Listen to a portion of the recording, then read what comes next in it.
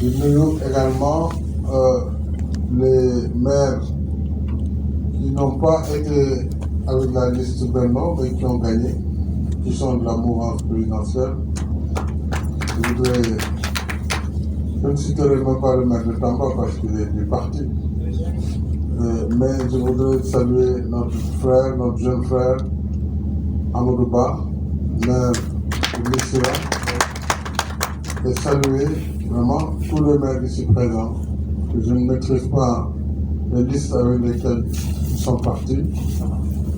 Abdou Samad, certainement, qui est parti avec beaucoup de business. Je ne sais pas, Bilali, avec quelle liste, c'est Benno. Oui, c'est Benno Bokuyakar.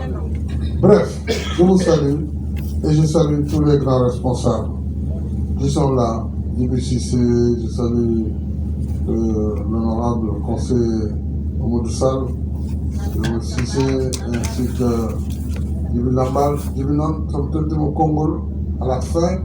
Djibi non, car le père que ce qui s'est passé est déjà passé. On va vers les élections législatives. Il faut regarder devant, vers l'avenir. Il faut du dépassement. Si je suis venu ici aujourd'hui, c'est pour cela. Alors,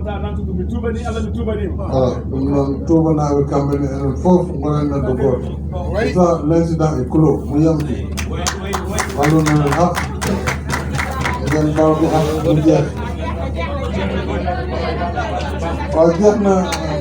C'est fini. Il faut dépasser. C'est la politique. Il faut aussi dépassionner le débat. Voilà. Je suis passé ici pour vous parler. D'abord pour vous dire que j'avais désigné une mission sur l'ensemble des départements du Sénégal. Et pour le département de Tambacounda, cette mission est présidée par une délégation conduite par le ministre Moustapha Diop, ministre de l'Industrie. Elle comprend le député Abounguet de l'IPD, le ministre Mamadou Lamine Keita et M. Mapenda Cissé de l'AFP. Ñoom la ñuy yebal Tamba pour ñu ñëw waxtaan ak yéen, tout comme am na ñu ma yebal Koupentoum, ñu yebal Goudiri ak Bakel pour la région de Tamba. Danañ ko def ci région yëpp. Mission yi pour lan la pour ñëw remercier leen ci taxawaay bi ci local yi ñu génn, remercier leen ci résultats yi ñu am, mais nag ñaaxaat leen, c'est-à-dire vous engager à regarder vers ces prochaines législatives. Parce que résultats yi tam dafa am lecture buñ ci war a am. Euphorie waruñu yóbbaale. C'est vrai, il y a les maires ak seen bandeau, seen écharpe, mais la plupart des maires n'ont pas gagné avec une majorité absolue. Or, pour thème législatif, si nous voulons assurer une majorité, il faut qu'on ait plus de 50% dans chaque département. Ça, c'est le minimum. Mais en visant, bien sûr, plus, surtout pour la région de Tamba. Or, pour aller à 70%, parce qu'à Matam, ils sont à 95%. À Podor, ils sont à 96%. 95, ñoom Matam ñoo yem presque. ñoom sax ñoo raw Fatick. Fatick, on est modeste avec 89%. 87-89%. Voilà. Donc, yéen, boo leen ñëwee jéem leen viser 70. boo leen àndee mën ngeen ko. mais lii nii division bi ma gis fii. kii waxee jaar fii kii jëm Kaolack kii jëm Tambacounda kii jëm comme ça comment vous voulez construire? C'est pas possible. Même boo leen amee victoire du nekk victoire bu rafet. Parce que le score va être tellement insuffisant, tellement minime que du nekk loo xam ne dina am solo. du affaire ministre. am na ñu gagné lu ëpp li ngeen gagné te amul benn ministre. Il faut arrêter ces histoires de ministres de deuxième cycle. Il faut d'abord travailler ensemble, gagner ensemble et après vous attendrez. Le boulot de l'Union. Donc, il faut d'abord travailler dans l'unité. Liggéey nag faaw moom bu jiitu jumaa bu ñu koy julli wala jàkk day am imam am naayam am ñeneen ñu nekk ci ginnaaw. Politique c'est la même chose. Maire c'est la même chose. Faut moom maire ak ay adjoint président du conseil ak ay adjoint mais ñoom mënuñ yem ci même ligne te kenn du jiitu kenn. Parti aussi faut moom ñu jiitu à tel niveau on met tel topp aussi ça veut pas dire que ki jiitu moo leen gën wala moo leen non mais noonu la ñu war a mën a liggéeyee ci état aussi am na tey moom il est ministre de la République mais Mamadou il est directeur général de la SICAP il a été mon conseiller à la présidence de la République comme d'ailleurs mon conseiller spécial là ambassadeur étudiant. Tamba, attention, on vous a donné assez de responsabilités. Hein. Notre frère Malal, je salue. Tu ne fais jamais de bruit, tu ne fais jamais de problème. Oui, vraiment. Merci Malal pour la décision. Il est là. Quel nouveau décision, Malal? Vous avez d'autres responsables. Ibrahim, il est là. Donc, il faut ñu rafetal taxawaay bi. Local la woon nag bàyyi woon nañ ay listes différentes parallèles tout ce qu'on veut. Législative loolu mënul nekk. Législative benn liste mooy am c'est la liste de Benno Bokk Yaakaar. Et cette liste là li ñu bëgg mooy ngeen ànd yéen waxtaan seen biir xool nan lañ mën a defee ba mu rafet ci investiture bi. Ensuite ñuy wax liste nationale il faut ngeen comprendre que liste nationale bëriwul 60 députés la pour l'ensemble du pays. 60 yooyu pour nga am ci benn il faut nga am 66 000 voix. Tamba yi boo leen ko boole amu leen 66 000 voix pour am benn député sur la liste nationale. De voix gagné la ko on a am 66 000 voix. Je ne sais pas combien vous avez eu la dernière fois, mais je ne pense pas. Donc ça c'est pour avoir un député. Et vous savez qu'il y a la parité. Donc, le maximum qu'on peut avoir, 30, 31, 32 députés sur la liste nationale, ou des 30 là, 15 et 15 et go. Avec coalition Bouyadou Bignon, il y a des partis politiques, grande majorité présidentielle, il y a des partis, il y a des mouvements. Donc, nous sommes dans l'Assemblée nationale, comme nous sommes dans le ministre. Dañu xool ci pouvoir yi ñuy séddale nan lañ koy def muy gën a law wala ci au conseil wala ci conseil économique wala ci société yi ñuy joxe direction générale président du conseil c'est comme ça qu'il faut voir la chose bu ñu xoolee rek poste kii nekk député ëllëg yi si leen ne ko naa voté sanction loolu boo leen ko defee defu leen ko contre ki ñu teg contre man lii ngeen koy def contre seen réew ngeen koy def loolu dara jaru ko kam il faut que ñu fóot xol yi pour le moment j'ai mis Sidiki Kaba ministre des forces armées il est dans le gouvernement il est de temps mag la war ngeen ko mun nangul jiite boobu moo mu uuf ñëpp ñi nangu ak ñi nanguwul mais moom mu def waral fam boobu mooy uuf ñëpp yaatu. Et tu dis aussi Sidiki wax naa la je sais que souvent culturellement peut-être ici dans les nangu saaga mais en politique il faut relativiser saaga politique du saaga c'est-à-dire il faut pas suivre les gens il faut pas le prendre au premier degré nit ku yaru d'abord warul saaga parce que c'est pas normal ngay saaga nit donc ku normal am yar warul saaga kenn mais ki ñuy saaga aussi na dépassé am na bu dul noonu politique la du am dëgg mooy bu la tribunal ñu tëj la c'est simple que ça même citoyen bi dox si mbedd boobu saaga bu defee plainte procureur on t'arrête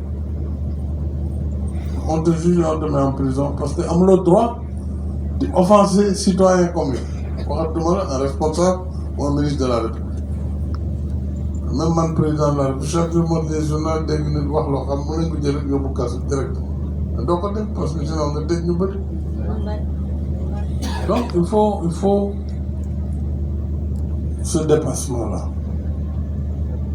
Il faut que aussi Mame Balla nga def effort ku ne xam na sa njàmbaar sa taxawaay mais fu nga def effort effort mooy dépassement am na jamono xeex nga gañ a nekk maire de Tamba demaan nañ élection laaj nga ma jox naa la investiture Benno Bokk Yaakaar tey jii suñu beneen frère jël na beneen parti dem na il a gagné il faut l'accepter tourner la page sur ça l'accompagner lui Banda en tant que maire de Tamba yow tu es député yàlla mën na la jox leneen faut dépasser mais mënu leen continuer Tamba ci conditions yi dafa rafetul chaque fois des scènes yoo xam ne c'est surréaliste 4 heures du matin moi je pars demain au Dakar je prends ce temps pour vous parler et puis vous vous offrez un spectacle comme ça. En tout cas, c'est honteux. Jadou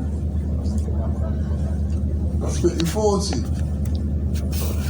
na doon waaye wat dafa aussi wonɗo limite ɗo yettata ngandon aussi ko parti o somoɗo haal ɗum fof ko yinnode gonon neɗɗo goto paamon ɗo paaden ɗo c'est pas des affaires de liste parallèle ko ɗum ko législatif so tawi kay ko liggotomi e leydi ndi oɗon paami ne jogui nafoore il faut arrêter les en ce moment on garitat fof dokkodiren juuɗe mbiyon kala pawaɗo ɗo e liste député nanggonon ɗum so ɗum ɓenni ƴeewen Tamba holko nawonta ɗon e worɓe e rewɓe e sukaɓe hol poste uji totta ɗon par ce que on gagnima on balli président on balli parti c'est ça le combat c'est pas autre chose. Pour ça il faut arrêter les querelles. Ça je l'ai dit aussi à Mamadou Kassé ce qu'il m'a toujours dit et légitime investiture aussi quand je l'ai appelé il avait voulu être aussi candidat de ville ma ne ko il faut arrêter bu juddoo maa di dootuma ci dégg pare naa c'est moi qui l'ai appelé pour lui dire léegi jëlal département c'est pas proposé parce que boobu j'ai parlé avec Sidiki j'ai parlé avec Mamba Sidiki aussi il faut quand même ñu jox ko cëram parce que la politique aussi elle est ingrate mais bu fekkee ne mu ngi fii mu ngi góorgóorlu bon avant il ne faisait pas de politique ñëw na mën na def aussi erreur ci gestion relation peut-être je ne sais pas mais lu mu mënti doon nañ ko jox cër boobu et pour son âge pour sa responsabilité nañu respecter Mambala il était maire il ne l'est plus mais on lui doit respecter considération c'est un député. Fatou, elle est notre responsable principal des femmes et elle a raison quand je vois là le Sankara. Elle aurait pu être députée depuis longtemps. Déo Cissé aurait pu être député depuis longtemps. Bombel noonu ak ñeneen parce que liggéey nañ ko fii les alliés c'est pareil. Merci. dañu ñëw di dugal seen loxo ci combat bi. ñu dara. donc nañu rafetal jikko yi. nañu rafetal jikko yi.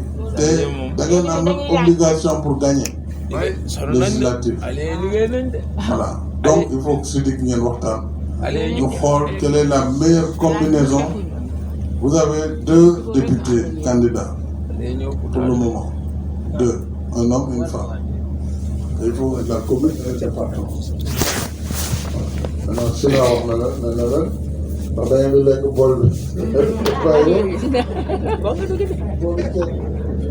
ceeb bi il faut si nga bàyyi xëy na gars yi léegi ceeb bi ñu wutal la benn boobu Foño mooy lekk man.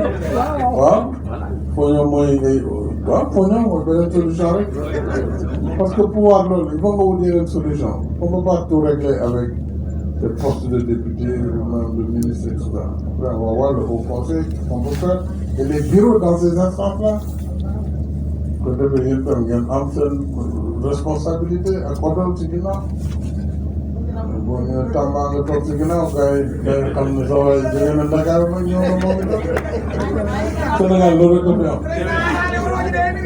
donc il faut ñu góorgóorlu ñu tàppe xol yi c'est-à-dire bu ma fi jógee c'est vrai que la commission là va être là mais il faut que yéen même sans waa Dakar ngeen mën a woote di ko appeler une réunion au Mambal wala leen yéen ñëpp ngeen toog waxtaan sur les élections à venir. Il y a le parrainage qui a commencé ce week-end. parrainage il faut donc commencer à trouver ce thème. Au niveau régional, on mettra un comité qui va présider, mais avec d'autres responsables dans les départements. Ensuite, c'est commune, on va un comité de parrainage. C'est quartier, on va essayer de vous appuyer sur tout ça. Mais il faut au moins que non l'indépendant. Quels sont vos objectifs pour ces législatives?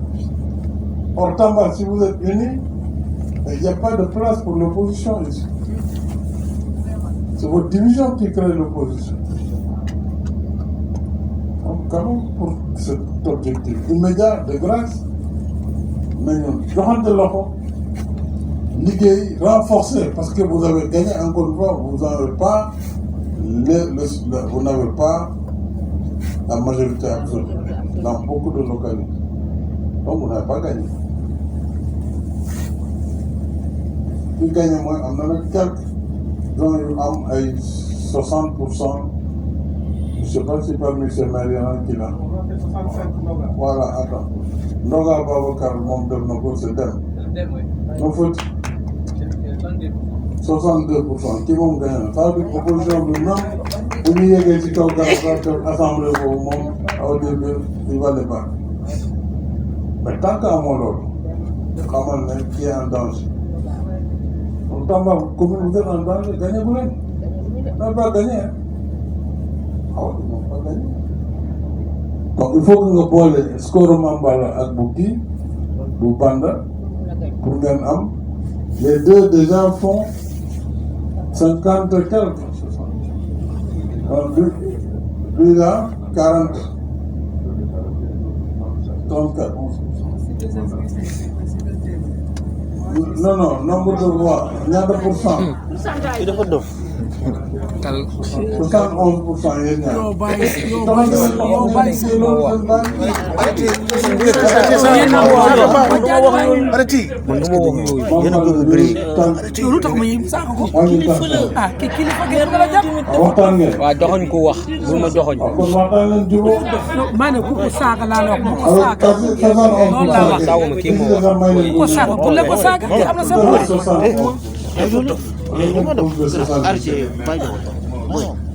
département Côte-d'Ivoire, vous devez nigner, c'est-à-dire le deuxième, vous devez.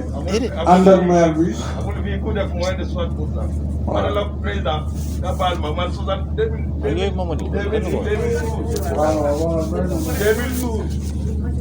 2012, la Tougoussi parti dans la coalition, 74% là. Depuis lors, on n'a jamais fait moins de 89% pour la élection.